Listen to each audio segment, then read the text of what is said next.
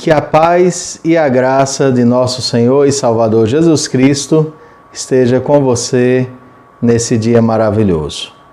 Eu me chamo Pastor Kennedy e hoje eu estarei expondo para vocês o capítulo 15 da primeira carta de Paulo aos Coríntios, dos versos 12 a 19. Hoje nós falaremos sobre o tema Os mais infelizes de todos os homens. E estamos dando continuidade a uma exposição em 6 sermões no capítulo 15 da primeira carta de Paulo aos Coríntios. Esses 6 sermões vão tratar acerca da ressurreição de Cristo e também da nossa ressurreição. Então, vamos ao texto para a nossa edificação de hoje.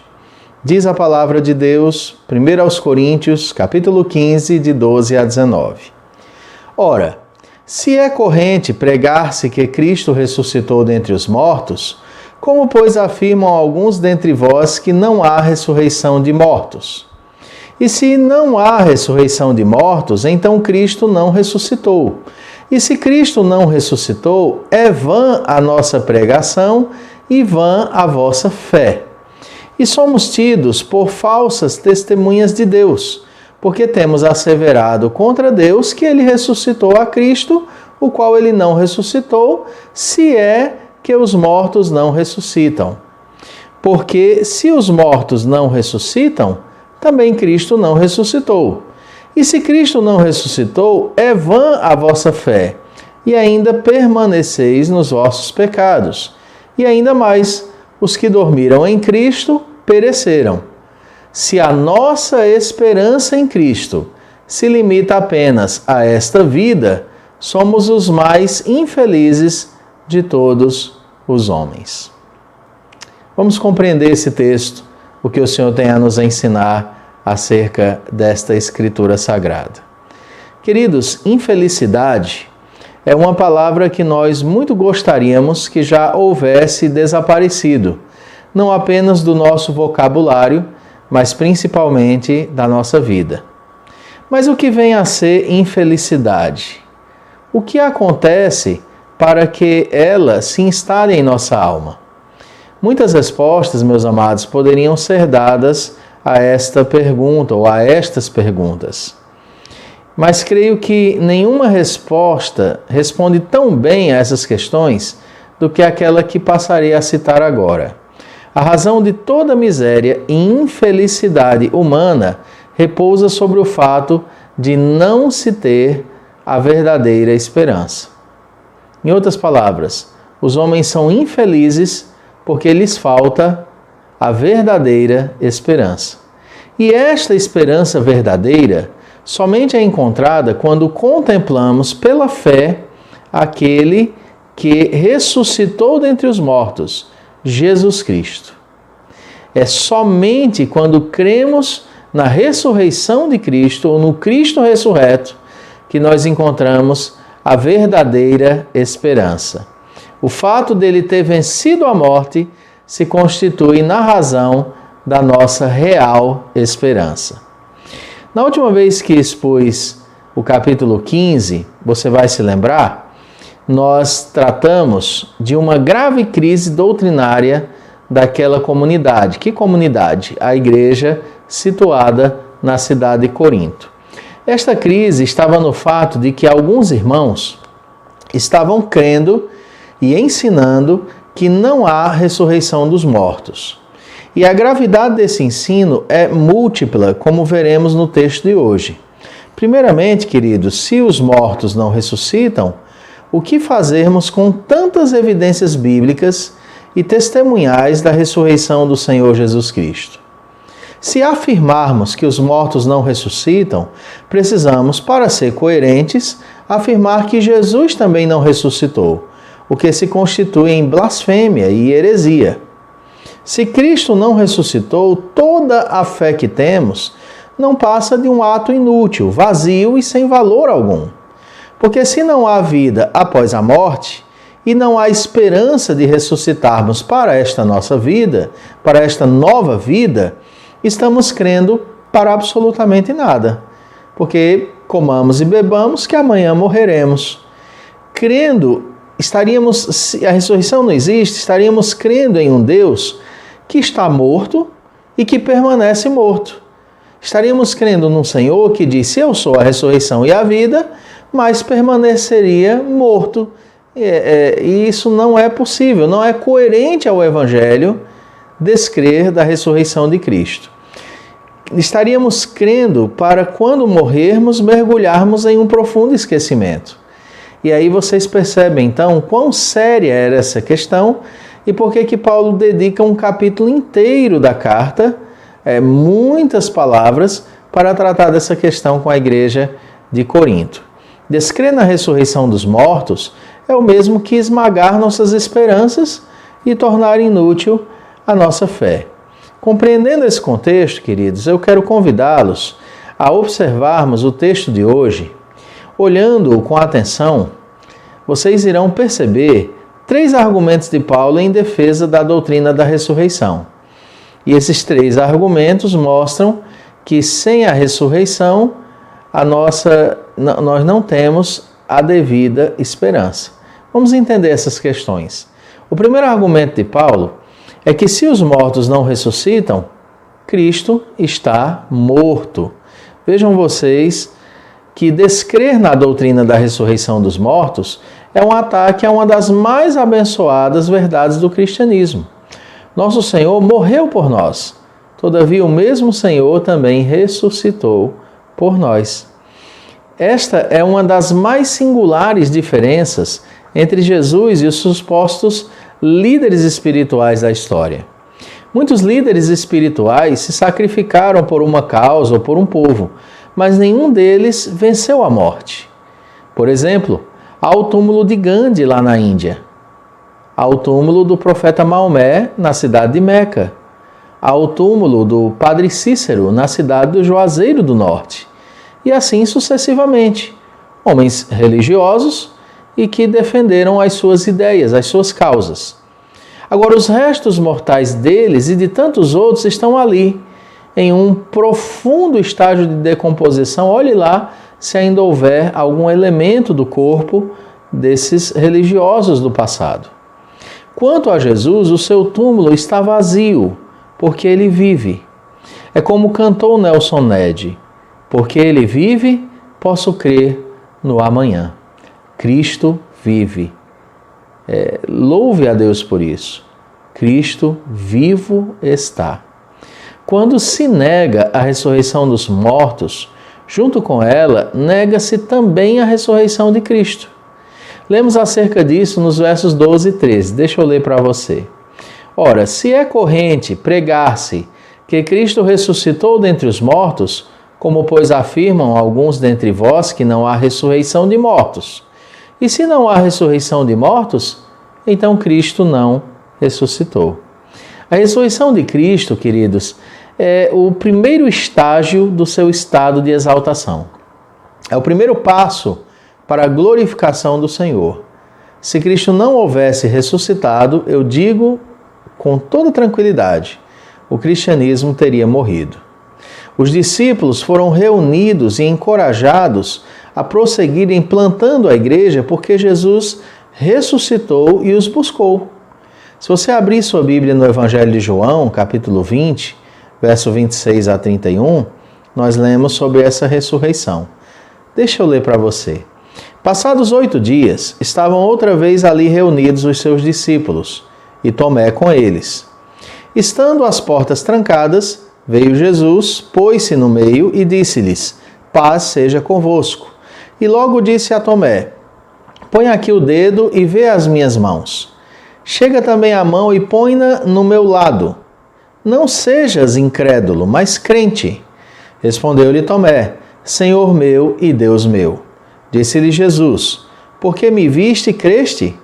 Bem-aventurados os que não viram e creram. Na verdade, fez Jesus diante dos discípulos muitos outros sinais que não estão escritos neste livro.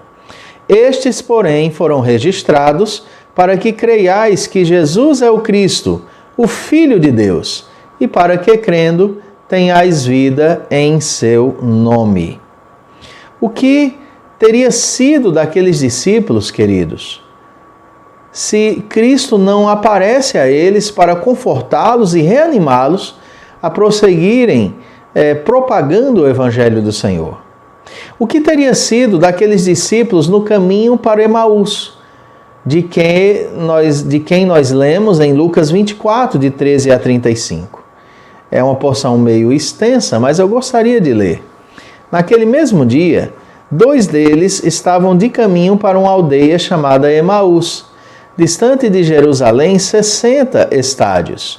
Iam conversando a respeito de todas as coisas sucedidas. Aconteceu que, enquanto conversavam e discutiam, o próprio Jesus se aproximou e ia com eles. Os seus olhos, porém, estavam como que impedidos de o reconhecer. Então lhes perguntou Jesus: que é isso que vos preocupa e de que ides tratando à medida que caminhais? E eles pararam entristecidos. Um, porém, chamado Cleopas, respondeu, dizendo: és o único, porventura, que, tendo estado em Jerusalém, ignoras as ocorrências destes últimos dias? Ele lhes perguntou: quais? E explicaram o que aconteceu a Jesus, o Nazareno, que era varão profeta, poderoso em obras e palavras, diante de Deus e de todo o povo. E como os principais sacerdotes e as nossas autoridades o entregaram para ser condenado à morte e o crucificaram. Ora, nós esperávamos que fosse ele quem havia de redimir a Israel. Mas, depois de tudo isso, é já este o 3º dia desde que tais coisas sucederam. É verdade também que algumas mulheres das que conosco estavam nos surpreenderam, tendo ido de madrugada ao túmulo, e não achando o corpo de Jesus, voltaram dizendo terem tido uma visão de anjos, os quais afirmam que ele vive. De fato, alguns dos nossos foram ao sepulcro e verificaram a exatidão do que disseram as mulheres, mas não o viram. Então lhes disse Jesus: ó nécios e tardos de coração, para crer tudo o que os profetas disseram. Porventura não convinha que o Cristo padecesse e entrasse na sua glória? E começando por Moisés, discorrendo por todos os profetas, expunha-lhes o que a seu respeito constava em todas as Escrituras. Olha como é interessante. Quando se aproximavam da aldeia para onde iam, fez ele menção de passar adiante. Mas eles o constrangeram, dizendo: fica conosco, porque é tarde, o dia já declina. E entrou para ficar com eles. E aconteceu que, quando estavam à mesa, tomando ele o pão, abençoou-o e, tendo-o partido, lhes deu. Então se lhes abriram os olhos e o reconheceram, mas ele desapareceu da presença deles. E disseram um ao outro: porventura não nos ardia o coração quando ele, pelo caminho, nos falava, quando nos expunha as Escrituras? E na mesma hora, levantando-se, voltaram para Jerusalém, onde acharam reunidos os 11 e outros com eles, os quais diziam: o Senhor ressuscitou e já apareceu a Simão. Então os 2 contaram o que lhes acontecera no caminho e como fora por eles percebido. E aí você ainda tem a outra questão, que Jesus confortou Marta e Maria, afirmando ser ele mesmo a ressurreição e a vida, lá no capítulo 11 de João. Você lembra? Ocasião em que Jesus ressuscita a Lázaro. E disse-lhe Jesus, nos versos 25 e 26, eu sou a ressurreição e a vida. Quem crê em mim, ainda que morra, viverá. E todo que vive e crê em mim não morrerá eternamente. Crês isto? O que tudo isso tem a nos dizer, pastor? Queridos, crer na ressurreição de Cristo faz grandiosa diferença nas nossas vidas. Sabe por quê? Porque nós não servimos a um Deus morto, mas a um Deus vivo.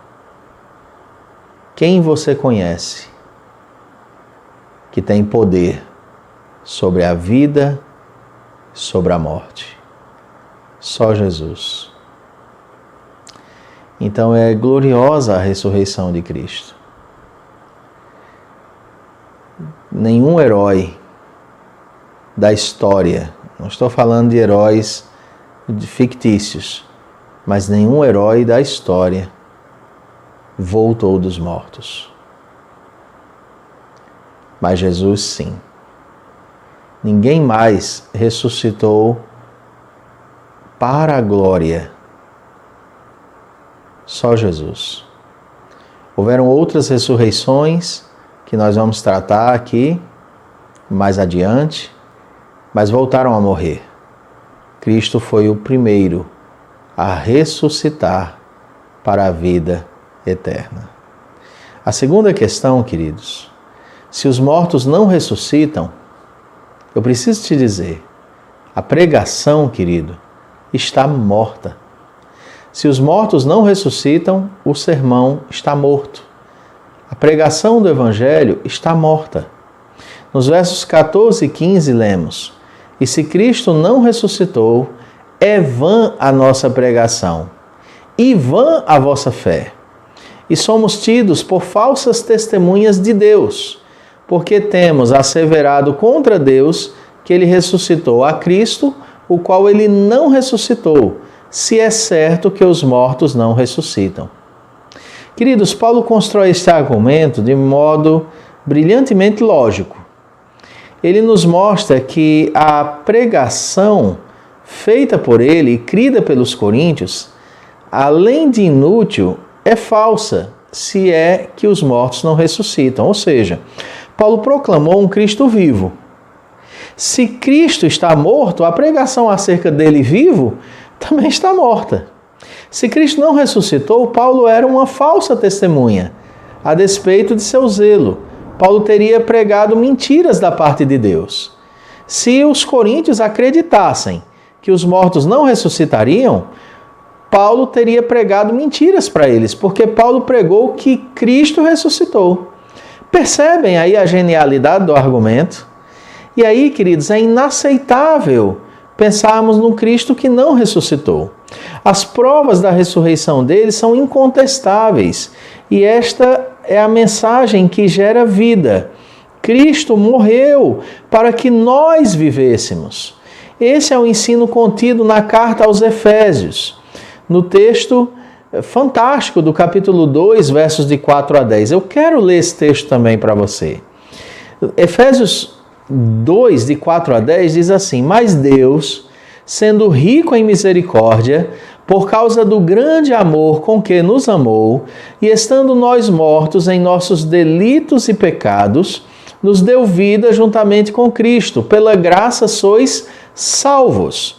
E juntamente com Ele nos ressuscitou e nos fez assentar nos lugares celestiais em Cristo Jesus. Olha que incrível esse texto. Para mostrar nos séculos vindouros a suprema riqueza da sua graça em bondade para conosco em Cristo Jesus.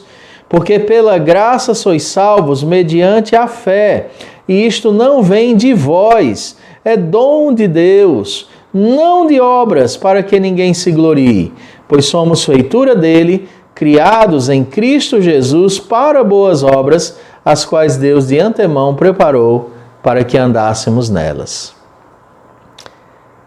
Ah, queridos, toda a pregação apostólica destacava a ressurreição de Cristo, apontando para a nossa ressurreição também. Poderia citar centenas de passagens das Escrituras, mas tomaria um grande tempo aqui no nosso espaço. Mas eu irei me ater nos textos contidos só em Atos dos Apóstolos, para vocês terem uma noção que a mensagem apostólica era a mensagem da ressurreição. Por exemplo, Atos 2, 24 diz assim: Ao qual, porém, Deus ressuscitou, rompendo os grilhões da morte, porquanto não era possível fosse ele retido por ela. Em Atos 2, 32, lemos: A esse Jesus Deus ressuscitou, do que todos nós somos testemunhas. Lemos em Atos 3,15: Dessarte, matastes o autor da vida, a quem Deus ressuscitou dentre os mortos, do que nós somos testemunhas. Atos 4,10 diz: tomai conhecimento, vós todos e todo o povo de Israel, de que em nome de Jesus Cristo, o Nazareno, a quem vós crucificastes, e a quem Deus ressuscitou dentre os mortos, sim, em seu nome é que este está curado perante vós. Atos 5,30 diz: o Deus de nossos pais ressuscitou a Jesus, a quem vós matastes, pendurando-o no madeiro. Em Atos 10:40 lemos: a este ressuscitou Deus no terceiro dia e concedeu que fosse manifesto. Lemos também em Atos 13:30: mas Deus o ressuscitou dentre os mortos. Lemos em Atos 13:34: e que Deus o ressuscitou dentre os mortos para que jamais voltasse à corrupção. Desta maneira o disse: e cumprirei a vosso favor as santas e fiéis promessas feitas a Davi. Em Atos 13:37 nós lemos: porém aquele a quem Deus ressuscitou não viu corrupção. Queridos, toda a pregação apostólica pautava-se na ressurreição de Cristo. Igrejas nasceram por causa da ressurreição de Cristo. O Evangelho foi anunciado por todo o globo terrestre por causa da ressurreição de Cristo. Sem a ressurreição, o que temos é um falso Evangelho e falsas testemunhas, falsos pregadores. Percebem? Isso nos serve de alerta, porque é comum que apenas nesse período chamada Semana Santa, é que a maioria dos pregadores vai falar sobre a ressurreição de Cristo. Mas quando você lê Atos, você percebe que toda a pregação continha, de uma forma ou de outra, alusão, menção extraordinária à ressurreição de Cristo. Nós falamos muito que Cristo morreu pelos teus pecados, mas deveríamos também falar que Cristo ressuscitou para a vida eterna. Ressuscitou para a nossa justificação. Pregadores, se algum de vocês está me assistindo, pregue sobre a ressurreição. Não só no domingo, chamado Domingo da Ressurreição, mas pregue sobre a ressurreição em muitos momentos do seu ministério. Porque as pessoas que estão mortas em seus delitos e pecados precisam ouvir que Cristo vive e que Cristo pode dar vida e vida eterna. As pessoas que estão envelhecendo, marchando para a morte, todos nós precisamos ouvir que a nossa esperança está nos céus, a vida em Jesus. Você, querido, creia em Cristo e terás vida eterna. Terceira questão: se os mortos não ressuscitam, a fé está morta. Isso é bem assim óbvio, né? O texto vai nos levando a um entendimento bem óbvio. Nos versos 16 a 19 lemos que sem a ressurreição a própria fé está morta, visto que é uma fé vã, inútil. Sem esperança é a fé de quem não crê na ressurreição. Seríamos os mais infelizes de todos os homens, porque estaríamos crendo em mentiras e sacrificando nossas próprias vidas com muitas renúncias por um Deus morto? Jamais. Nosso Deus está muito bem vivo. Cristo vive. Veja os versos 16 a 19. Porque se os mortos não ressuscitam, também Cristo não ressuscitou. E se Cristo não ressuscitou, é vã a vossa fé, e ainda permaneceis nos vossos pecados. E ainda mais, os que dormiram em Cristo pereceram. Se a nossa esperança em Cristo se limita apenas a esta vida, somos os mais infelizes de todos os homens. Vemos que descrer da ressurreição nos coloca na condição de não convertidos aqui nesse texto. Paulo diz: ainda permaneceis nos vossos pecados. Não foram ainda salvos. Saber que Cristo vive é a mais poderosa de todas as notícias. Eu tenho muita preocupação com as pessoas que frequentam igrejas, que estão firmadas, essas igrejas, no falso ensino que é a teologia da prosperidade. Essas pessoas vão ali em busca de esperança, e ali é falado que elas vão vencer nessa vida. Queridos, se nós colocarmos a nossa esperança nessa vida, a nossa vida será muito infeliz. A nossa esperança está nos céus. A nossa esperança é Cristo. Saber que Cristo está vivo é o que nos dá esperança para continuar. Saber que ainda que você morra, você vai viver. Talvez, eu não sei, talvez esse vídeo tenha chegado a você agora no leito de hospital. Talvez você esteja agora acometido de alguma enfermidade terminal. E é claro que Deus pode te tirar daí e te dar muitos anos de vida. Mas possa ser que na soberania de Deus o teu tempo tenha chegado. E aí você está preocupado, o que vai ser de você, o que vai ser da sua família. Querido, se você crê no Cristo vivo, você terá a esperança necessária para passar por esse vale. E ao passar por ele, você verá a face do nosso Redentor. Aquele que crê nele, ainda que morra, viverá. Creia e viva. Arrependa-se agora dos seus pecados, aí onde você está. Esse vídeo não chegou a você por acaso. Nada é por acaso. Deus te colocou para assistir essa palavra. Deus queria que você ouvisse isso, porque Ele tem um propósito com essa palavra na sua vida. Ele ter morrido por nós, sendo nós ainda pecadores, é chocante. Mas mais poderosamente chocante é o fato de que Ele ressuscitou e derrotou a morte. No final deste capítulo, no verso 54, lemos: E quando este corpo corruptível se revestir de incorruptibilidade, e o que é mortal se revestir de imortalidade, então se cumprirá a palavra que está escrita: tragada foi a morte pela vitória. Em contraste, queridos, vemos como é triste e infeliz a vida daqueles cujo coração está neste mundo e em seus muitos ídolos. A morte é um fim muito triste para quem não tem esperança de ressurreição.